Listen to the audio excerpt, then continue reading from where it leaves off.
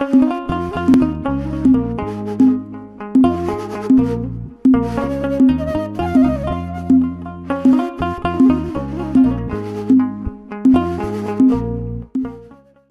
ዘጸአት ምዕራፍ 20 ከቁጥር 4 ላይ በላይ በሰማይ ካለው በታችም በምድር ካለው በባህርም ካለው የማናቸውንም የተቀረጸውን ምስል ለአንተ አታድርግ፣ አትስገድላቸው፣ አታምልካቸውም ይላል። ይሄ ቃል ቀጥታ እግዚአብሔር በግልጽ የተናገረው ቃል ነው።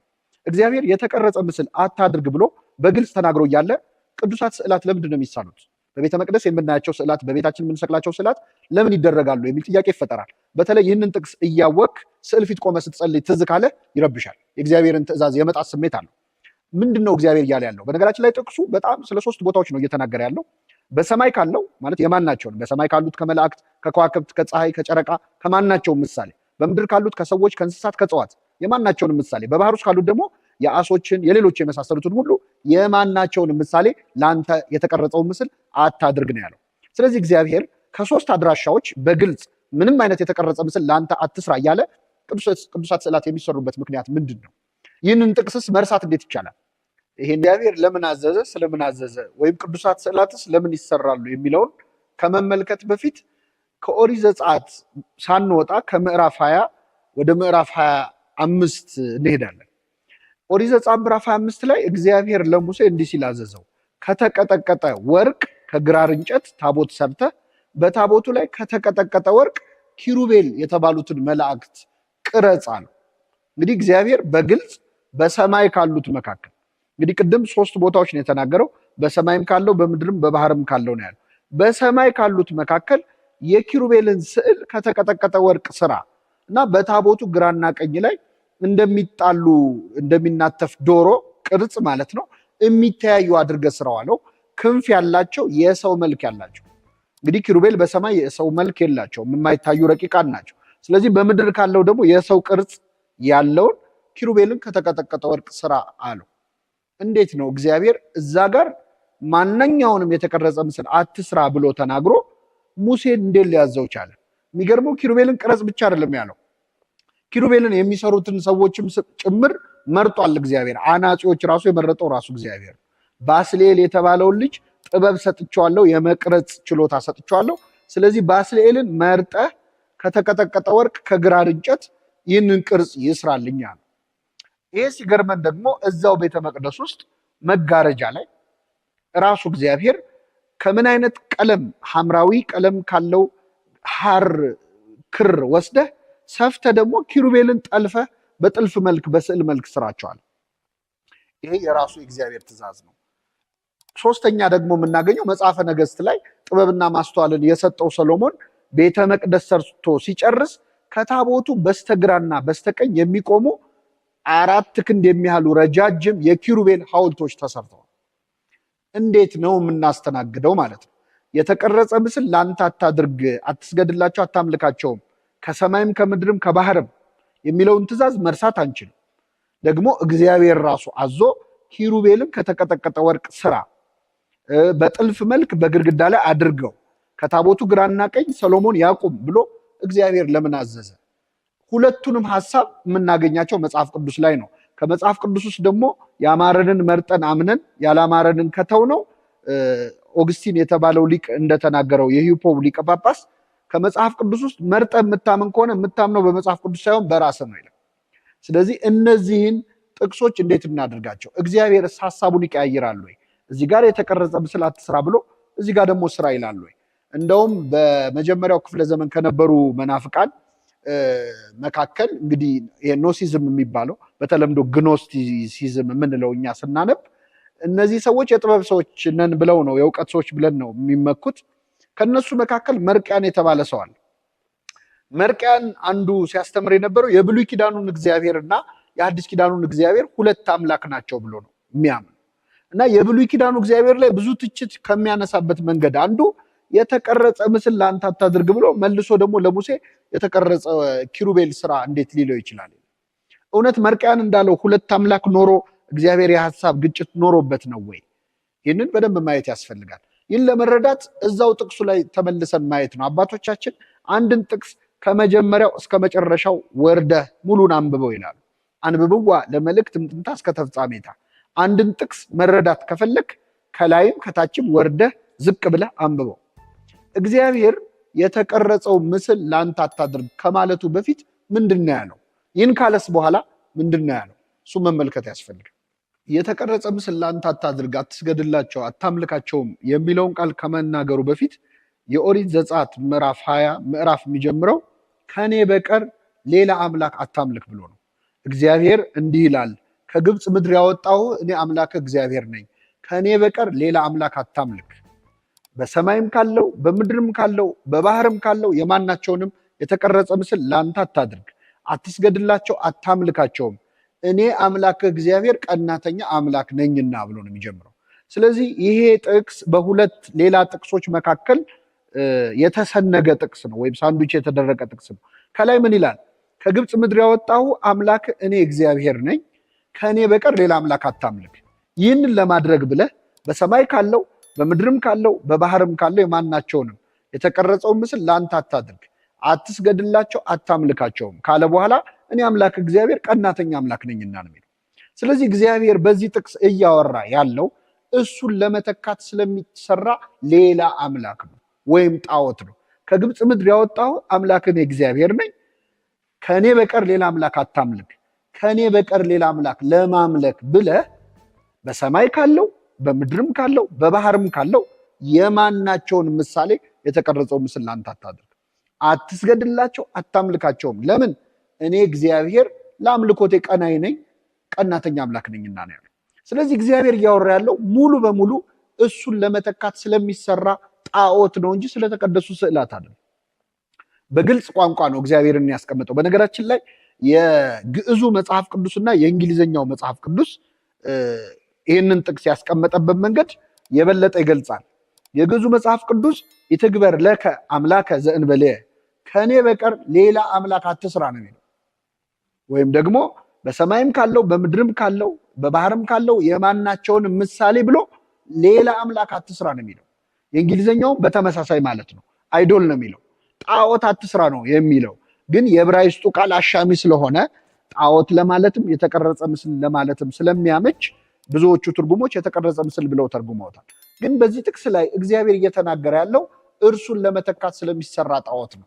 በነገራችን ላይ አይሁድ ራሳቸው ይህንን ጥቅስ እንዴት ያዩታል የሚለውን ማየት ያስፈልጋል። ጁዊሽ ስተዲ ባይብል የሚባለው የአይሁድ እምነት ተከታዮች ያሳተሙት የትርጓሜ መጽሐፍ አለ። የእነሱን ሚድራሽ ወይም ደግሞ የትርጓሜ ትምህርት ቤት ተከትሎ ይህንን ጥቅስ አይሁድ ራሳቸው እንዴት ነው የሚተረጉሙት? እኔ ያገኘሁት የእንግሊዝኛውን ቨርዥን ነው፣ ጁዊሽ ስተዲ ባይብል።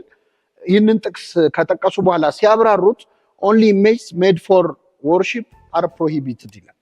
ወይም ደግሞ ለአምልኮ ብቻ የታሰቡ እግዚአብሔርን ለመተካት የታሰቡ ኢሜጅ ካልሆኑ በስተቀር ሌሎቹ የተፈቀዱ ናቸው ብሎ በግልጽ ቋንቋ የጁዊሽ ስተዲ ባይብል አስቀምጦታል። ስለዚህ ግራም ነፈሰ ቀኝ እግዚአብሔር እየተናገረ ያለው እሱን ለመተካት ስለሚሰራ ጣዖት ብቻ ነው እንጂ የተቀረጸ ነገርን አይደለም የሚቃወሙ። ሌላው የተቀረጸ ምስል ላንተ አታድርግ የሚለው ቃል ራሱ የተጻፈው የተቀረጸ ምስል ላይ፣ የተቀረጸ ምስል ላይ ነው። እግዚአብሔር 10ቱ ትእዛዛትን የጻፈበትን ጽላት ስናየው በድንጋይ ተቀርጾ ነው። ስለዚህ አይረኒውን ማየት ያስፈልጋል ማለት ነው። የተቀረጸ ምስል ላንተ አታድርግ የሚል የተቀረጸ ምስል ነው ራሱ። ሌላው የተጻፈው ደግሞ በፊደል ነው። ፊደል ራሱ ቅርጽ አይደለም ወይ? እግዚአብሔር የተቀረጸ ነገር አትስራ ብሎ ቀርጿል ራሱ። ስለዚህ ራሱ ቃሉ ይህንን ያሳያል። አንዳንድ ሰዎች 3D ነው እግዚአብሔር የከለከለው 2D ሲሆን ችግር የለውም የሚለዋል። ይሄ አያስኬድም። አንደኛ በፊዚካል ወርልድ 2D የሚባል ነገርም የለም ማለት ማንኛውም ስዕል 3D ነው። ምናልባት የተሳለው በ2D ሊሆን ይችላል፣ ግን የተሳለበት እቃው ራሱ ወረቀትም ቢሆን ስስ ወረቀትም ቢሆን በሆነ መልኩ 3 ዳይሜንሽናል የመሆን እድል አለ። ፊዚካል ወርልድ ላይ ሆነን 2D እና 3D ማለት አይቻልም። በዛ ላይ እግዚአብሔር ቲክነሱን እያየ ይሄኛው ይቻላል ይሄኛው አይቻልም ሊል አይችልም።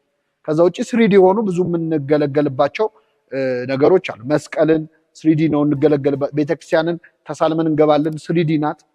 ቅዱሳንን በህይወተ ስጋ ብናገኛቸው እንሰግድላቸዋለን 3D ናቸው አይደለም፣ የሚንቀሳቀሱ ናቸው በህይወት እያሉ እና ይሄ ዳይሜንሽኑን እያዩ ይሄ ዳይሜንሽን ሲሆን ኃጢአት ነው አይባልም። ካልቸራችን አይደለም ማለት ይቻላል።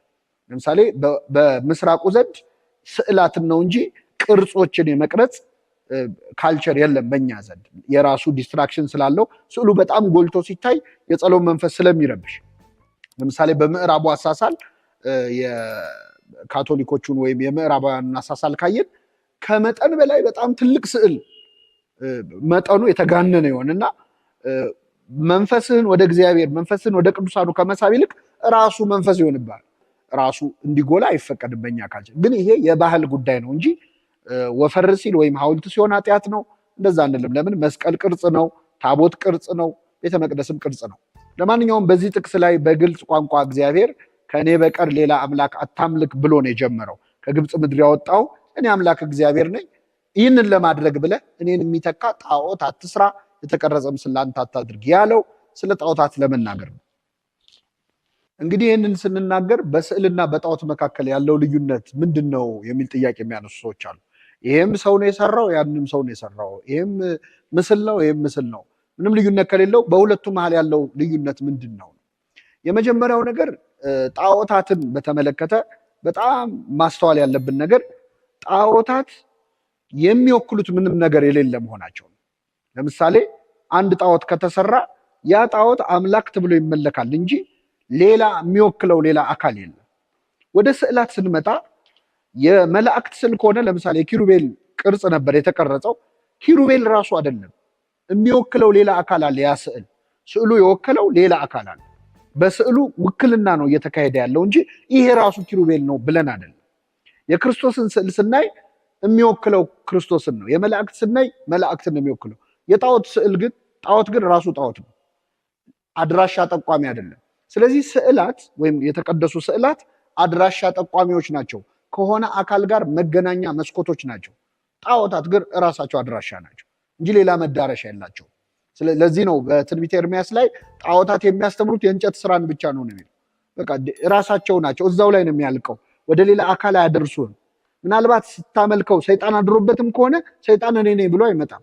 ነቢየ እግዚአብሔር ዳዊት የአሕዛብ አማልክት አጋንንት ናቸው ብሏል። ልክ ነው። አጋንንት በጣዖት ላይ አድረው ተአምር ሊሰሩና ሰው ሊያስቱ ይችላሉ። ግን እኔ አጋንንት ነኝ ወይም ጋኔን ነኝ ብለው ተናግረው አይደለም። በግልጽ ወክሎኛል ይሄ ብለው አይደለም። ጣዖቱ ራሱ አምላክ እንደሆነ ነው ክሌም የሚያደርገው። ስለዚህ በጣዖትና በቅዱሳት ስዕላት መካከል ያለው የመጀመሪያ ልዩነት ስዕል ወደሆነ አድራሻ የሚያደርሰ ነው። ገንዘብ አልቲሜት ጎላችን እሱ ከሆነ ገንዘቡ ራሱ አንድ ሰው ስራ የሚሰራው ገንዘብ ለማግኘት እና ብቸኛ ዓላማው ገንዘብ ከሆነ ገንዘብ ጣዖት ሆኖበታል።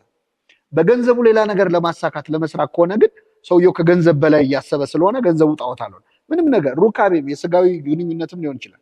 እሱም ብቸኛ ዓላማው እሱ ብቻ ከሆነ ጣዖት ይሆናል። ጋብቻን አንድ ለማድረግ ፍቅርን ለመግለጽ ከሆነ ግን ጣዖት መሆኑ ይቀራል። ስዕልም እንደዛ ነው።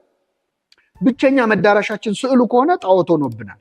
ትኩረታችን ስዕሉ ላይ ከሆነ ስዕሉ ግን የሚወክለው ሌላ አካል ካለ የሚያገናኘን አካል ካለ ስዕሉ መዳረሻ አቅጣጫ ነው ማለት ነው። ጣዖታት ግን ወደ ማንም አይጠቁምም፣ ራሳቸው ናቸው። የመጀመሪያው ነገር ይሄ ነው። ሁለተኛው በስዕልና በጣዖት መካከል ያለው ልዩነት ጣዖታት እግዚአብሔርን ለመተካት ነው የሚሞክሩት። ስዕላት ግን ወደ እግዚአብሔር ነው የሚጠቁሙ ወይም ደግሞ በእግዚአብሔር ፈቃድ የተሳሉ ናቸው። አሁን ጣዖታትን ስታየው እግዚአብሔርን መተካት ነው የሚሞክሩት። ጣዖት በተሰራ ጊዜ እኔ እግዚአብሔርን እያለ ክሌም እያደረገ ነው እንጂ እግዚአብሔርን አምልኩት ከፍ ከፍ አድርጉት እያለ ነው። ለምሳሌ ኪሩቤል 2 ነበሩ ተሰሩ። በኪሩቤል መካከለኛ አነጋግርሃለሁ አለ እግዚአብሔር። እነዚህ ኪሩቤል የእግዚአብሔር ክብር መግለጫ ነበሩ እንጂ እግዚአብሔር አልነበሩ። እለ ስዑላን በስዕለ እግዚአብሔር፣ በእግዚአብሔር ስዕል የተሳሉ ኪሩቤል ይላል ቅዱስ ኤፍሬም ሶርያዊ። ምን ማለት ነው? እግዚአብሔር ይሳሉ ብሎ ፈቅዶ መገለጫው አድርጎ ራሱን ማሳያ አድርጎ ያስቀመጣቸው ነገሮች ናቸው። ጣዖታት ግን እኔ እግዚአብሔር ነኝ ብለው ክሌም የሚያደርጉ ናቸው። ይህ እንደውም በደንብ ለማሳየት 2 የተቀረጹ ምስሎችን ላስታውሳችሁ መጽሐፍ ቅዱስ ላይ የተጻፉ። የመጀመሪያው እስራኤላውያን ከግብፅ ባርነት ነፃ ከወጡ በኋላ እጅግ አሳዛኝ ታሪክ የፈጸሙበት በኦሪት ዘጸአት ምዕራፍ 32 ላይ የተሰራው ጥጃ ነው። ይሄ ጥጃ የተሰራው ከወርቅ ነው። እንደምናስታውሰው እግዚአብሔር ሙሴን በሲና ተራራ ላይ ና ብሎ አውጥቶት ለ40 ቀናት ሲያነጋግረው ነበር። ሙሴ ሲቆይባቸው እስራኤላውያን ትዕግስት አጡ። ስለዚህ ትዕግስት አጥተው በፊታችን የሚሄዱ አማልክትን ስራልን ብለው የሙሴን ወንድምን አሮንን አስጨነቁት። አሮን በጣም ሲያስጨንቁት እስራኤላውያን በአሕዛብ ሀገር ደሞዝ ሳይከፈላቸው ፈግተው ባለቀ ሰዓት በዝብዘው የመጡት ወርቅ አለ። ያ ወርቅ ያሳሳቸዋል ብሎ ተስፋ ስላደረገ ወርቃችሁን አምጡ ብሎ ጠየቃቸው። ምን ያደረገ ሰይጣን ምን ሳይል አይለቅም እንደሚባለው በፍጹም ችግር የለውም ብለው ወርቃቸውን አውልቀው ሰጡት። አሮንም ያንን ወርቅ ቀጥቅጦ ጣዖት አድርጎ ሰራው፣ ጥጃ አድርጎ ሰራው። ምናልባት በኋላ አሮን ሲጠየቅ ያስተባበለበት መንገድ በጣም ያስቃል። ራሱ ነው ቀርጾ የሰራው። ግን በኋላ ሙሴ መጥቶ እንዴት እንዲያለ ኃጢአት ህዝቡ ላይ እንዲሰራ ታደርጋለህ ብሎ ሲቆጣው አይኔ እኮ ምንም አላውቅም፣ ወርቅ አቀለጥኩኝና ጉድጓዱ ሶረውረው ጥጃ ሆኖ ወጣ አለ። ግን ራሱ ነው ዲዛይኑን የሰራው። ልክ የነፃ የማውጣት ሔዋን ራሷን ነፃ እንዳወጣቸው አይነት ነው ሙከራ ያደርገው። ለማንኛውም ያን ጥጃ ሰራ፣ ወርቅ አድርጎ አቅልጦ ጥጃ ሰራ። ጥጃውን ከሰራ በኋላ ምንድን ነው ያለው ለህዝቡ ማለት ነው? ከግብፅ ምድር ያወጡ አማልክት እነዚህ ናቸው ነው ያለው ለህዝቡ። ይህን መቼስ ማን ተናገር አለው? የአሮን ጥፋት አንዱ ይሄ ነው። እንግዲህ የህዝብን ድምፅ መስማት ካህን የህዝብ ድምፅ እየተከተለ የሚያገለግል ከሆነ ስህተት እንደሚሰራ አንዱ ማሳያ ነው። ማጆሪቲ ሩል በክርስትና አይሰራም፣ በሃይማኖት አይሰራም። ህዝቡ ደስ እንዲለው ተብሎ መንገድ መሳት አይገባም። እና አሮን ጥጃ ስራልን አሉት፣ ሰራ። ከዛ ምን አለ? ከግብፅ ምድር ያወጡ አማልክት እነዚህ ናቸው አለ። አንድ ሁለት ምን አለ? ነገ የእግዚአብሔር በዓል ነው ብሎ አወጀ ይላል። እነዚህ ሁለት ጥቅሶች ምን ያሳዩናል? ጣዖት በቀጥታ የእግዚአብሔር ምትክ ለመሆን እንደሚሞክር። ለምን? ከግብፅ ምድር ያወጡ አማልክት አለ። ቅድም የጠቀስኩት ጥቅስ ላይ ካስታወሳችሁ እግዚአብሔር ምንድን ነው ያለው? ከኔ በቀር ሌላ አምላክ አታምልክ፣ ከግብፅ ምድር ያወጣሁ እኔ አምላክ እግዚአብሔር ነኝ ያለው። ጣዖቱ ደግሞ ከግብፅ ምድር ያወጣ አማልክት ተብሎ ነው እየተመለከ ያለው። የጣዖት ሙከራው ምንድን ነው? እግዚአብሔርን መተካት። ነገ የእግዚአብሔር በዓል ነው ሁሉ ተብሎ ተነግሮለታል። ስለዚህ ጣዖትን ክፉ የሚያሰኘው እግዚአብሔርን ለመተካት መሞከሩ። ግን አሁን ማንሳት የፈለግኩት ነጥብ እሱን አይደለም። ይህን ጥጃ ከተሰራ በኋላ ብዙ ሰው ተቀሰፈበት። የሞተ ሰው ሁሉ አለ። እስከ 3000 ሰው ሞቷል በዚህ ምክንያት ተቀስፎ። ሙሴ ከሲና ተራራ ሲመለስ መቆጣጠር አቃተው። የተሰጠውን ጽላት ወረወረው። ህዝቡ ተቀሰፉ። አሮንም በውስጥ ተቀጣ። ይህ ከሆነ ከጥቂት ወራት በኋላ ደግሞ እስራኤላውያን በሲና በረሃ ሲሄዱ እባብ ነደፋቸው። እባብ ነድፏቸው ብዙ ሰዎች ሞቱ። እግዚአብሔርም ለሙሴ እንዲህ አለው፣ ከነሐስ እባብ ቀርጸ ስራ አለው ይላል። ቀጥቅጥና ከነሐስ እባብ ቀርጸ ስራና ስቀል። ህዝቡም እባቡን ባዩ ጊዜ በእባቡ ከተነደፉት መርዝ ይድናሉ፣ ይፈወሳሉ አለ። ከነሐስ እባብ ቀጥቅጦ ሰርቶ ሰቀለ። በኢላማ ላይ እባብ ሲያዩ ህዝቡ ካለባቸው በሽታ ተፈወሱ። አሁን እኔ ይህንን ቪዲዮ የምትመለከቱ ሰዎች እንድትመልሱልኝ የምፈልገው በጥጃውና በእባቡ መካከል ያለው ልዩነት ምንድን ነው? ጥጃው የተሰራው ከተቀጠቀጠ ወርቅ ነው። እባቡ የተሰራው ከተቀጠቀጠ ነሐስ ነው። ሁለቱም የተቀጠቀጡ ምስሎች ናቸው። አንድ ሁለተኛ፣ ከጥጃና ከእባብ እንደው የቱ ይሻላል? እስቲ እንደሆነ ለመናገር ማለት ጥጃ ቢያንስ ወተት ነው የምታስገኘው፣ እባብ ግን መርዝ ነው የሚያስገኘው። ወደኋላ ስትሄዱ ጥጃ ለመስዋዕት የሚቀርብ ነው፣ ለእግዚአብሔር መስዋዕት ሆኖ የሚቀርብ። እባብ ግን ታሪኩ ጥሩ አይደለም። ሰው ጥጃ ከምትለውና እባብ ከምትለው እባብ ብትለው ይከፋዋል። መርዘኛ ማለት ነው፣ ክፉ ማለት ነው። መርዘኛ የሆነውን እባብ ከነሐስ ቀጥቅጠ ስራ እንዴት ይለዋል? እንደው ሌላ ደህና እንስሳ እንኳን አላለውም እግዚአብሔር። እንዴት እባብን ይለዋል? የክፉ ነገር ምልክት የሆነውን የሰው ልጅ ከገነት የወጣበትን እባብ፣ የተረገመውን እባብ እንዴት ስራ ይለዋል? ቀርጸ ስራ አለው፣ ሰራ፣ ህዝቡም አይቶ ዳነ ይላል። ሳዊሮስ ዘገብሎን የተባለ የቤተክርስቲያናችን አባት ምን ይላል ይህንን ጉዳይ ሲያነሳ? ሙሴ ሆይ ምን ነክቶ ነው ይህንን የምትሰራው? እንደው እግዚአብሔርስ እንዴት እንዲህ ብሎ ሊያዝህ ቻለ? ወደ እባቡ ተመልከቱ ትድናላችሁ እንዴት ይላል? ወይ ወደ ሰማይ ተመልከቱ ትድናላችሁ ለምን አይልም? ወይ ወደ መገናኛው ድንኳን ተመልከቱ እንዴት አይልም? የተረገመ ነገር አይታችሁ ዳኑ እንዴት ይላል እግዚአብሔር? የተረገመ ነገር ያውም ደግሞ የተቀረጸ ምስል ለአንተ አታድርግ የሚለውን ጽሑፍ የጻፍከው ሙሴ ሆይ እንዴት ይህንን እባብ በአደባባይ ትቀርጻለህ? እንደው ተደብቀ እንኳን ቢሆን ጥሩ ነው፣ ሰው ፊት አምጥተህ እንዴት ትሰቅለዋለህ? ስለዚህ መመለስ አለበት ማለት ነው። ጥጃ ሲሰራ የተቆጣና 3000 ህዝብ የቀሰፈ እግዚአብሔር በራሱ ትእዛዝ እንዴት እባብ ያሰራል? ያውም የተረገመውን እባብ ማለት ነው። በጣዖትና በስዕላት መካከል ያለውን ልዩነት ይሄ ነው። ጥጃውና እባቡ ምን ይለያቸዋል? ማቴሪያሉ ሁለቱም ምድራዊ ነው፣ ሰው ሰራሽ ነው፣ ወርቅ ነው፣ ነሐስ ነው። ምን ይለያቸዋል ካላችሁ እባቡን ይሰራ ያለው እግዚአብሔር ነው። ጥጃውን የሰሩት ግን ህዝቡ ናቸው። እባቡ የተሰራው እግዚአብሔር በእባቡ በኩል ሊያድንበት ነው። ጥጃው ግን የተሰራው እግዚአብሔር ሊሆን ነው፣ እግዚአብሔርን ሊተካ ነው።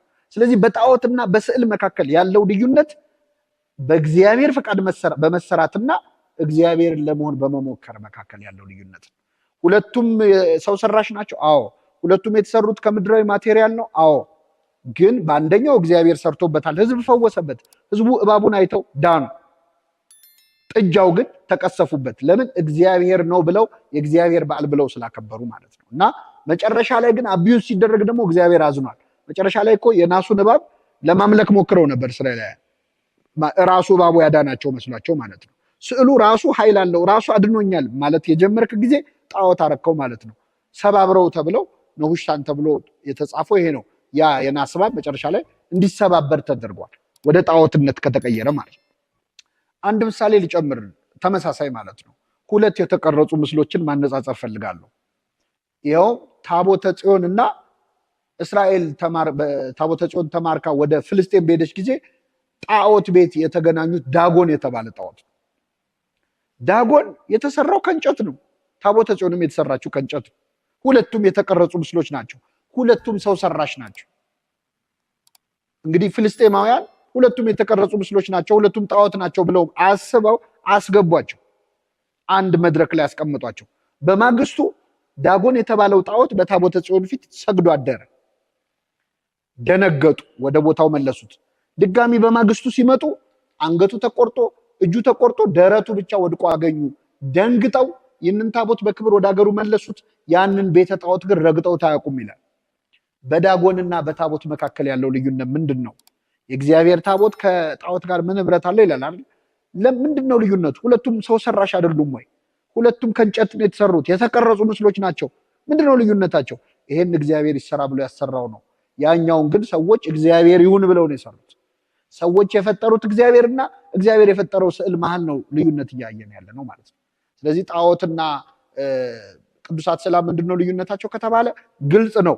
እግዚአብሔርን ሊተኩ የተሰሩ እና እግዚአብሔር ፈቅዶ የተሰሩ፣ እግዚአብሔር ስራ የሚሰራባቸው፣ እግዚአብሔር ልሁን ብለው የሚቃጡ ናቸው።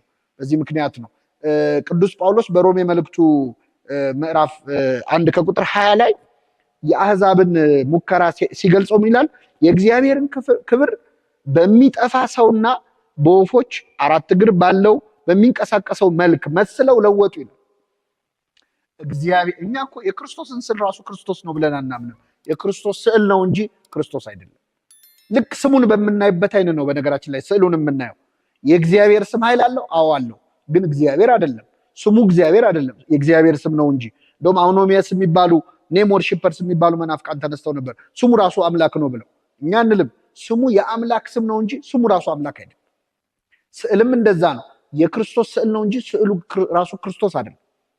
ክርስቶስ ስራ የሚሰራበት ነው። ስሙ የሚሰራውን ስዕሉ ይሰራዋል ብለን እናምናለን። በዚህ ምክንያት ጣዖትና ስዕላት እጅግ በጣም የተለያዩ ናቸው። ስዕልን የሚጠሉ ሰዎች ያልተረዱን ሌላ እውነታ ራሳቸው ስዕል መሆናቸው ነው። ሰው ራሱ ስዕል ነው። እግዚአብሔር ደግሞ ወደር ያልተገኘለት ሰዓሊ ነው። ቅዱስ ዮሐንስ ዘደማስቆ የተባለው አባት ኦን ዘ ዲቫይን ኢሜጅ ወይም በእንተ ስዕላት አምላካውያት በሚል መጽሐፉ ላይ ዓለም ራሷ በጣም አስደናቂ ስዕል ነች ይላል። እውነትም ለመናገር እግዚአብሔር ለስዕልና ለውበት ግድ የማይሰጠው አምላክ ቢሆን ኖሮ በዙሪያችን የምናያቸውን ውብ የሆኑ ነገሮች ሁሉ አይሰራም ነበረ። ዓለም ላይ አሉ የሚባሉ አስደናቂ ስዕል የሳሉ ሰዓሊያን የተጠቀሟቸውን ቀለማቶች ሁሉ የፈጠረው እግዚአብሔር ነው። አንዱ ቀለም ከሌላው ቀለም ጋር ሲዋሃድ የሚሰጠውን ውብ የሆነ ሌላ ህብረ ቀለምም እንድናውቅ ያደረገን እግዚአብሔር ነው። እግዚአብሔር የፈጠረው አይምሮ ነው። ስለዚህ እግዚአብሔር ሰዓሊ ነው። ሰማይን በከዋክብት ምድርን በአበባ ያስጌጠ ለውበት ግድ ባይሰጠው ኖሮ ሰሎሞን እንኳን በክብሩ ለብሶት የማያውቀውን ልብስ ለሜዳ አበቦች አያለብሳቸውም ነበር። ለሳር ዛሬ ታይቶ ነገ ለሚጠፋው ሳር ይህን የመሰለ አበባ ያስጌጠ ያለበሰ አምላክ እውነት ሰዓሊ አይደለም ወይ? ከሁሉም በላይ ግን እግዚአብሔር የሳለው የመጨረሻው አስደናቂ ስዕል የሰው ልጅ ነው። እንደውም በጣም የሚገርመው መጽሐፍ ቅዱስ ላይ ስዕል ወይም አይከን የሚለው ቃል ለመጀመሪያ ጊዜ የምናገኘው ሰው ሲፈጠር ነው።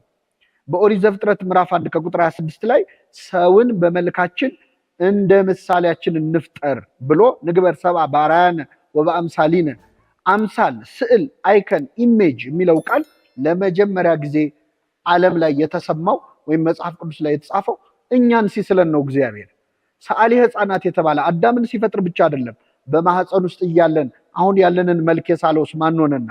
ራሱ እግዚአብሔር ነው። ሰዓሊ ሕፃናት ይባላል። በመንፈስ ቅዱስ ጣት በእናታችን ማህፀን የተሳልን ውብ ስዕሎች እኛ ነን። ዲዛይን የማያልቅበት የእያንዳንዳችን የፊታችን መልክ የተለያየ ነው። የእያንዳንዳችን የጣት አሻራ የተለያየ ነው። ሰዓሊ እኮ ስሎ ዲዛይን ያልቅበታል፣ ሀሳብ ያልቅበታል። እግዚአብሔር ግን የማያልቅበት አስደናቂ ሰዓሊ፣ ቀለም አለቀብኝ የሚል ሀሳብ አለቀብኝ የማይል በጣም አስደናቂ ሰዓሊ ነው። ስለዚህ የሰው ልጅ ራሱ ስዕል መሆኑን ማስታወስ ያስፈልጋል። በእናታችን ማህፀን ሳይስለን ዲዛይኑ እሱ ሀሳብ ውስጥ ነበረ። ለዚህ ነው ዳዊት በ139ኛው መዝሙሩ ላይ ያልተሰራ አካሌን አይኖች አዩ ይላል። ሳንወለድ በፊት ወላጆቻችን መልካችንን አይተው ከመደሰታቸው በፊት ከማቀፋቸው ከመሳማቸው በፊት ያልተሰራ አካላችንን ያየው ሰዓሊ እግዚአብሔር ነበር። ስለዚህ ስዕልን የሚጠላ ሰው ከትልቁ ሰዓሊ ከእግዚአብሔር ጋር እንዳይጣላ መጠንቀቅ አለበት። እኛ ራሳችን የእግዚአብሔር ስዕሎች የእግዚአብሔር ዲቫይን አይኮኖግራፊ ነው የምንባለው እኛ ራሳችን ማለት ነው። ስለዚህ ስዕል ራሱ የሰው ልጅ መሆኑን መርሳት አያስፈልግም። በጸጋ የእግዚአብሔር ስዕሎች ነን። ክርስቶስ የእግዚአብሔር ስዕል ተብሏል ወይም ምስል ተብሎ ተነግሮለታል።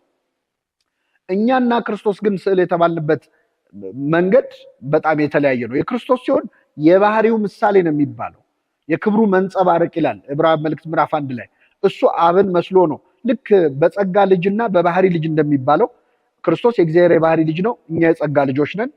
ክርስቶስ የእግዚአብሔር የባህሪ መልኩ የባህሪ ስዕሉ ነው፣ የባህሪ ምስል ነው።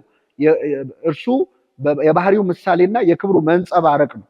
እኛ ግን የጸጋ የእግዚአብሔር መልኮች የእግዚአብሔር ምሳሌዎች ነን። ቅዱስ ባስልዮስ ዘያቢ ወይም ሴንት እግዚአብሔር ስዕል ነው የሚለውን ሲያብራራ ምን ይላል? አንድ ሰው በአገሪቱ መሪ ወይም በንጉሱ ላይ በጣም ሲቆጣ የንጉሱን ስዕል ካገኘ በጣም ይናደድና ድንጋይ ይወረውርበታል፣ ወይ መቅደድ የሚችለው ከሆነ ይቀደዋል። ምክንያቱም በዛ ስዕል ላይ የሚያሳየው ነገር ለንጉሱ ያለውን ጥላቻ ነው የሚያሳየው። ሰይጣንም እግዚአብሔርን በጣም ከመጥላቱ የተነሳ የሰው ልጅ ላይ የጨከነው ለዛ ነው። ምክንያቱም የሰው ልጅ የእግዚአብሔር ስዕል ስለሆነ ሰይጣን ሰውን ሲያይ እግዚአብሔርን ያየ ስለመሰለው ነው በዛ ደረጃ ጥላቻ ያሳየው ይላል ቅዱስ ባስልዮስ የትንቢተ ኢሳያስን በተረጎመበት ስፍራ። በአጠቃላይ የሰው ልጅ ራሱ ስዕል ነው ወይም ደግሞ በእግዚአብሔር እጅ የተሳለ ሊቪንግ አይኮኖግራፊ ወይም ህያው የሚንቀሳቀስ ስዕል ነው ማለት ነው። በነገራችን ላይ የነገረ ድህነትም መንገዶችን ወይም እግዚአብሔር ዓለምን ያዳነበትን መንገድ አባቶቻችን በተለያየ መንገድ አብራርተውታል። ከነዚህ መካከል አይከን ሪስቶሬሽን ሞዴል ወይም ደግሞ እግዚአብሔር የተቀደደ ስዕልን ወደ ነበረበት ቦታ የመመለስ ስራ ነው የሰራው የሚለው የቅዱስ ጎርጎሪዎስ ማብራሪያ አለ። ይኸውም አንድ ሰዓሊ ስዕል ስሎ ስዕሉ ቢቀደድበት ወይም ቢያረጅበት መልሶ ወደ ነበረበት ስፍራ እንደሚመልሰው የተቀደደውን ስዕል የሰው ልጅ እግዚአብሔር ወደ ስፍራው መልሶታል ብሎ የክርስቶስን ማዳን ይሄ አይኮን ሪስቶሬሽን ሞዴል ወይም ስዕልን ወደ ነበረበት ስፍራ የማደስ የመመለስ መንገድ ብለው አባቶቻችን አስተምረውበታል። ኢትዮጵያዊው ባለቅኔም ለመጀመሪያ ጊዜ እንግዲህ በቤተክርስቲያን ታሪክ ቅኔ ተብሎ የሚጠቀሰው ጉባኤ ቃና ድረ ተሰብረ አጽንኦ ለሰብናነ ልህኩት ለባህዊ ክርስቶስ በማየ ሐዲስ ጥምቀት። ባለቅኔው ምንድነው እያሉ ያሉት? ሰብእናችን ወይም ሰውነታችን ሸክላ በተሰበረ ጊዜ ሸክላ ሰሪው ክርስቶስ በጥምቀት ውሃ ድጋሚ ያደሰው ይላሉ። ሸክላ ሰሪ እንግዲህ ሸክላ ምንድነው የሚያደርገው? ያፈርሰውና በውሃ ያርሰዋል፣ ከዛ በኋላ ድጋሚ ይሰራዋል።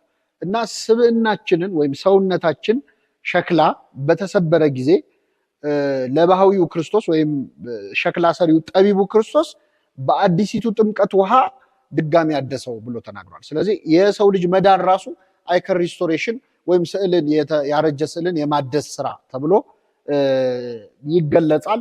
እኛም ራሳችንን እንደ ሰዓሊ እንደ ስዕል አድርገን ነው እግዚአብሔር ፊት የምናቀርበው። አባታችን አባ ጊዮርጊስ ዘጋስጫ መልክአ ሕማማት በተባለው ድርሰቱ ላይ እመቤታችንን እንደዚህ ይላታል። በከመ ልማድኪ በሊ ለፍሬ ከርስኪ ካህሊ፣ የማህፀንሽ ፍሬ ለሆነው ሁሉን ቻይ ልጅሽ እንደ ልማድሽ እንዲህ በይው። ኦ ርኅሩህ ይተበቃሊ፣ ሩህሩሁ የማትበቀለው ሆይ ያጠፍኦኑ ለስዕሉ ሰዓሊ፣ ሰዓሊ ስዕሉን ያጠፋሉ ወይ? የቀደመ ጥበብህን ወይም ኪነተከ ዘትካታሊ፣ የቀደመ ጥበብህን እባክህ አስብና ይህን ኃጢአተኛ ሰው እባክህ ማረው። ሰዓሊ በስዕሉ አይጨክንምና አንተም በስዕልህ በፍጡርህ አትጨክን ብለሽ ለምኙ ይላል አባ ጊዮርጊስ ዘጋስጫ።